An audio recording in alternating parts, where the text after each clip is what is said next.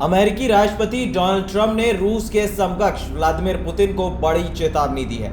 उन्होंने कहा है कि यूक्रेन के साथ अब युद्ध विराम से इनकार करना रूस के लिए विनाशकारी होगा। डोनाल्ड ट्रंप ने कहा कि अमेरिकी वार्ताकार यूक्रेन के साथ संभावित युद्ध विराम पर बातचीत के लिए अभी रूस जा रहे हैं। ट्रंप का यह बयान ऐसे वक्त में सामने आया है जब एक दिन पहले कीव ने सऊदी अरब के जेद्दा में हुई अमेरिकी अधिकारियों के साथ वार्ता में रूस के साथ 30 दिनों के युद्ध विराम पर सहमति जताई।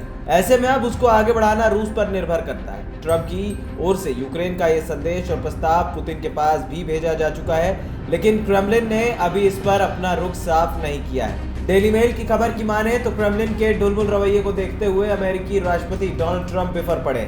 उन्होंने बुधवार को अपने रूसी समकक्ष व्लादिमीर पुतिन को चेतावनी दी कि अगर मॉस्को यूक्रेन युद्ध में संघर्ष विराम पर समझौते से इनकार करता है तो उस पर कई कड़े आर्थिक और अन्य तरीके के प्रतिबंध लगाए जाएंगे, जो उसके लिए विनाशकारी साबित होगा।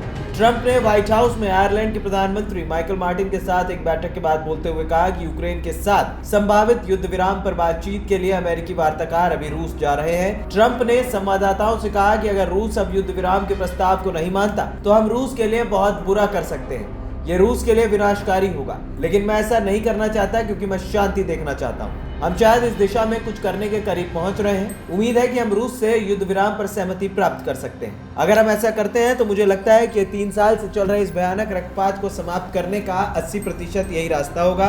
इससे पहले अमेरिकी राष्ट्रपति डोनाल्ड ट्रंप व्हाइट हाउस में करीब 2 हफ्ते पहले यूक्रेन के साथ हुई बैठक में राष्ट्रपति जेलेंस्की को भी सख्त चेतावनी दे चुके हैं। उन्होंने कहा था कि यूक्रेन अगर युद्ध विराम नहीं करता तो उसका आज से ही बुरा समय शुरू हो जाएगा। उन्होंने जेलेंस्की को इस दौरान मूर्ख राष्ट्रपति तक कहकर करार दिया।